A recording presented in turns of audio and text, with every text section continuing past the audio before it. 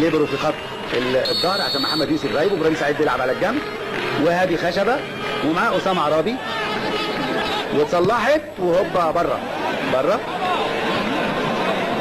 المباراه زي ما قلت لحضراتكم في دور ال 32، يعني 16 مباراه يطلعوا لنا 16 فريق يلعبوا بعد كده دور ال 16 يطلعوا لنا 8 فرق. المره اللي فاتت او في المرات الماضيه كان كاس مصر بيتلعب بنظام المجموعات، وكان اللعيبه الدوليين مش مشاركين، لكن هنا طبعا فرصه اللعيبه الدوليين بيشاركوا، وخاصه بعد تاجيل كاس العالم للقارات. بيرجع النادي الاهلي الى عصام الحضري. 9 مباريات زي ما قلت لحضراتكم النهارده، كان الظهر غزل دمياط والبلديه، سنبلاوين والشرقيه، بني سويف والحمود.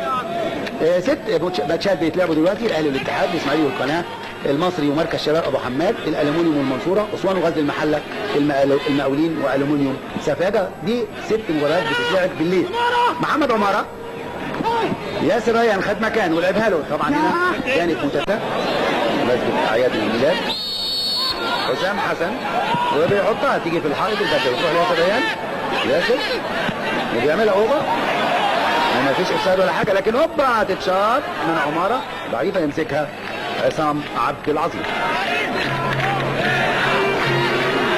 18 دقيقه ولا زالت النتيجه التعادل من بدايه اللقاء. طبعا ابراهيم، اسامه، هشام، اماميه عند علاء، ابراهيم عند علاء، لكن ترجع وتترد وتروح الى محمد عبد الفتاح. ضربه حره مباشره لصالح نادي الاتحاد، بتتلعب بسرعه الى محمد ابراهيم، محمد عبد الفتاح طويله ورمي التماس للنادي الاهلي. ابراهيم حسن، هشام حنفي رايح له كرم مرسي رقم 10، وهشام بيلعبها اماميه، حسام بيحاول يفوتها، لكن هنا الرقابه لصيقه على حسام حسن. اشرف عبد الحليم هتدخل الاتحاد وهجمه مرتده، يتقدم وفي فاول نمره 12 فؤاد رمضان بيتشد، وضربه حره مباشره لصالح نادي الاتحاد السكندري.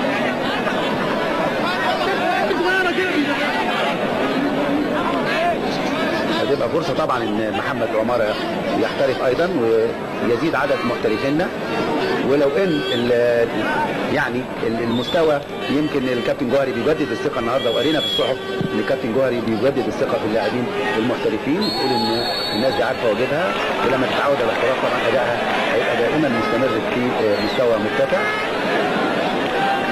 ضربه حره مباشره، هادي ابراهيم وهادي جنب بعض، المتقدم نمره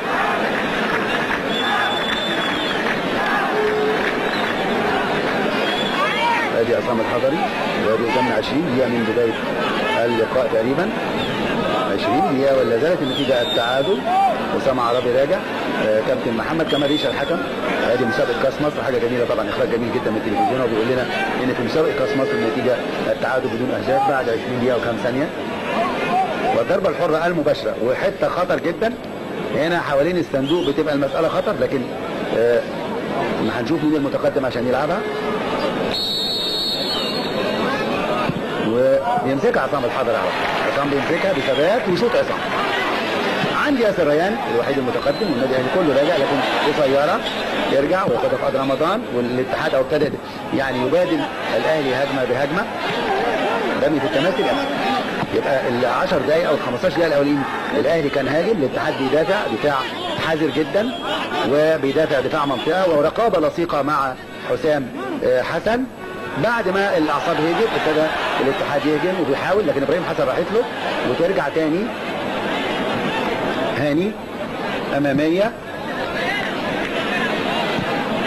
عاليه، مش لحد بره، ورمي، وعماره ماشي معاه في الناحيه الشمال الخاليه، وبيلم على رجله الشمال وغير رايه تاني، وبيعمل اوفر جميله كده على حسام حسن، تعديه بالمقاس. الحقيقه عماره يعني ما شاء الله الاوفرات بتاعته جميله جدا ومتقنه.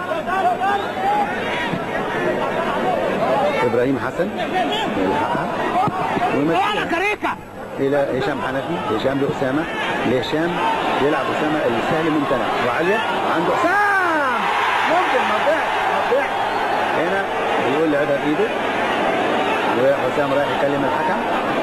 هنشوفها مره ثانيه. ادي هشام حنفي عملها اوفر جميله جدا جدا. حسام هنا لا يمكن تضيع.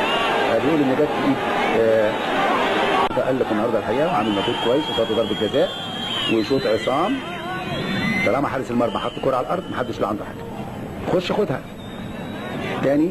كفاح وبره وفي فاول على احمد وفي تربية مع عماد زي ما قلنا لحضراتكم.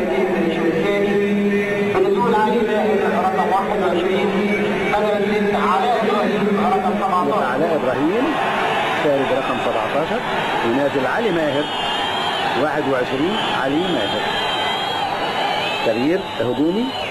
علي ماهر راس حربة.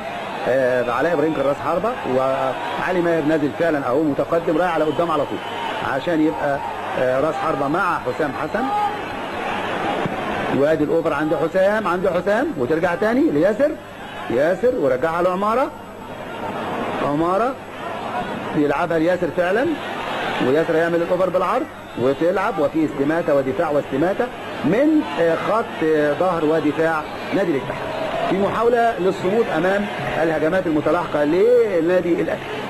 رمية التماس بتتلعب وتاني احمد ساري او ماشي احمد بمجهود الى كاريكا تتاخد ابراهيم حسن واوفر الناحيه الثانيه عند حسام وسيبها لعلي ماهر لكن في تكمله وعماره بياخدها على الطاير لكن ترجع وتضرب في زون ديفنس دفاع منطقه ويعني حائط بشري تقريبا على حدود منطقه جزاء الاتحاد. حوالي ادي 4 6 7 لعيبه 8 بيبقوا دايما في الثلث الاخراني خالص ساكنين قدام هجوم النادي. 33 دقيقة تقريبا من الشوط الثاني يعني بنلعب في دقيقة 33 والنتيجة لا زالت التعادل بدون أهداف. حسام عرابي حسام حسن مشاها العمارة محمد عمارة يلعبها بسرعة عند هشام وحسام قصيرة ياخدها عصام عبد العال. عصام لو نعد وتعدوا معايا حضراتكم هنلاقي دايما الفانيلات الخضراء اكتر من الحمراء في منطقه الجزاء دايما. ونمره 12 فؤاد رمضان بياخدها منه اسامه هنا بالخبره ودي عنصر الخبره بيتفوق. وتاني ضعيفه كاريكا خطر عند كرم مرسي.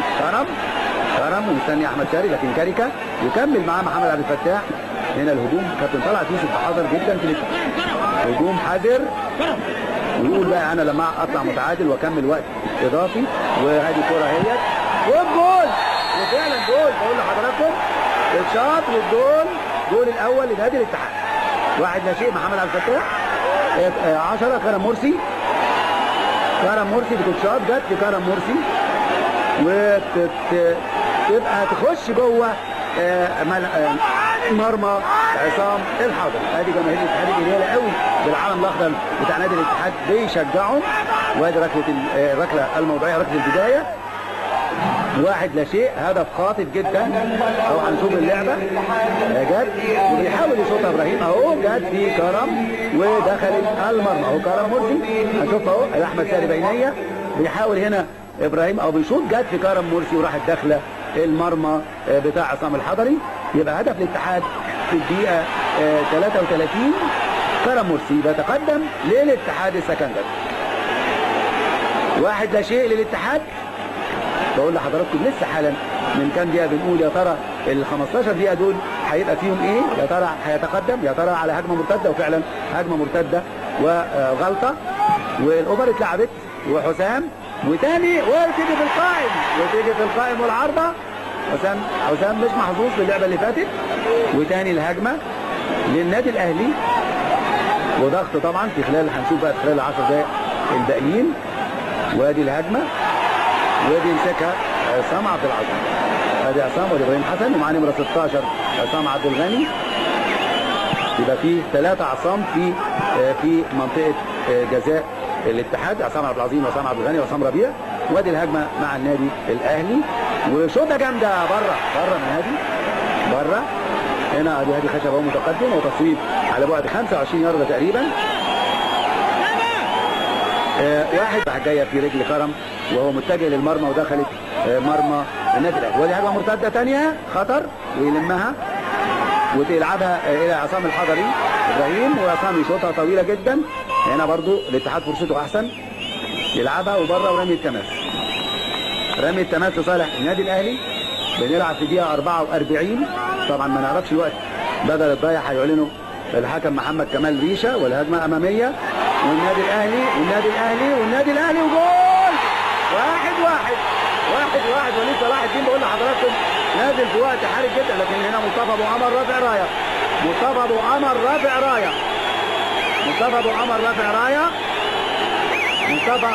رافع رايه.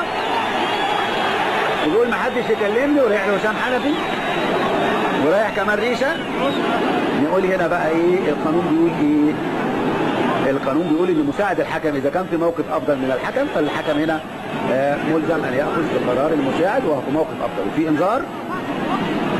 هنشوف اللعبه مره ثانيه اهو. ادي لعيبه اهو. هل هنا لوحده اهو. انتوا حضراتكم تحكموا. يبقى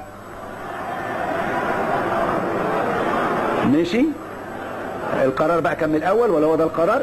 الحكام اللي يقول. في رايه من مصطفى ابو عمر. حسام وعلي ماهر بيتكلموا مع محمد كمال ريشه.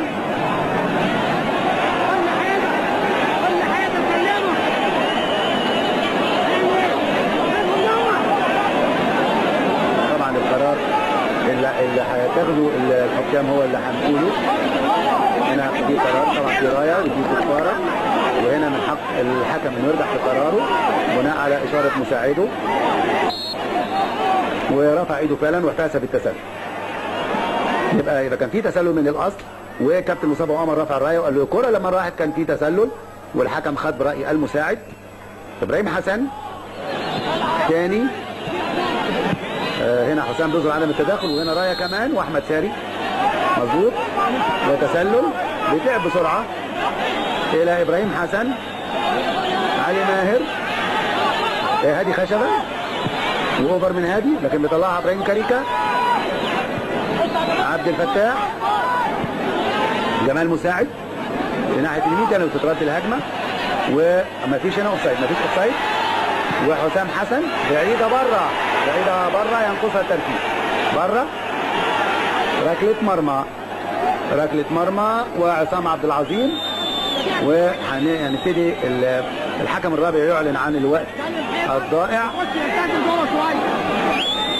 هنشوف هيقول قد ايه. 5 دقايق وقت ضائع. 5 دقايق اعلن فعلا اهو هنا قدامنا على طول عند خط المنتصف. فقال ان الوقت الضايع وفقا لقرار الحكم 5 دقايق. مش الحكم الرابع بقى اللي بيعلن من دماغه، لا بياخد الاشاره من حكم المباراه الاول، بيقول له الوقت كذا وهو بيعلن للجماهير. 5 دقايق باقيين، ورمي التماس لصالح النادي. 5 دقايق طبعا اللي هم الوقت الضايع اللي هيحسبه الحكم. رمية التماس علي، وركله ركنيه.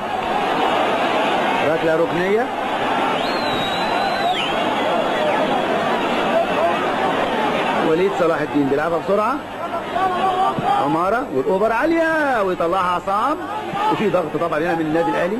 كل اللعيبه جوه نص ملعب نادي الاتحاد، وادي الهجمه اماميه ما حصلهاش عماره، وتبقى رميه ابراهيم سعيد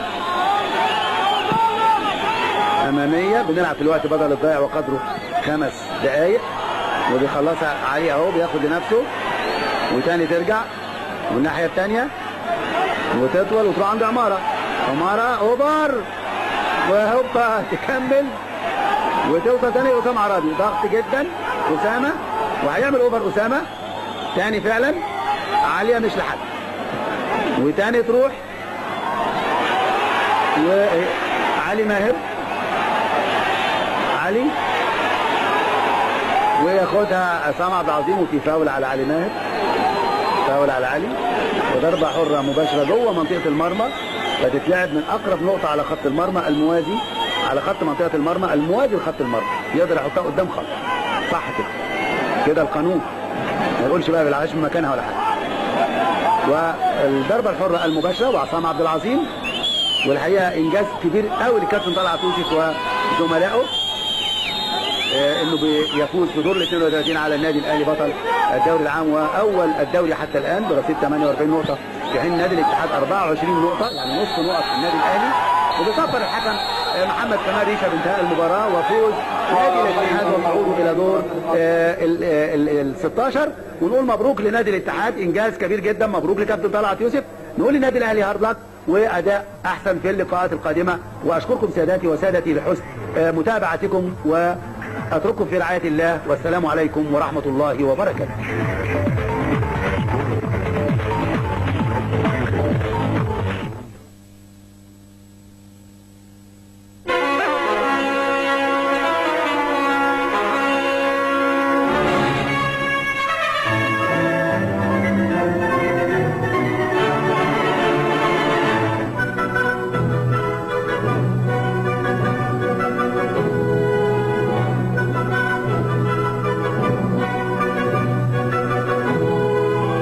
تمتع بليلة من 1000 ليلة برمضانيات دار الأوبرا المصرية. نقول بقى انا لما اطلع متعادل واكمل وقت اضافي، وهذه كرة اهيت والجول، وفعلا جول. بقول لحضراتكم الشاط والجول، جول الاول لنادي الاتحاد. 1-0 محمد عبد الفتاح. 10 كرم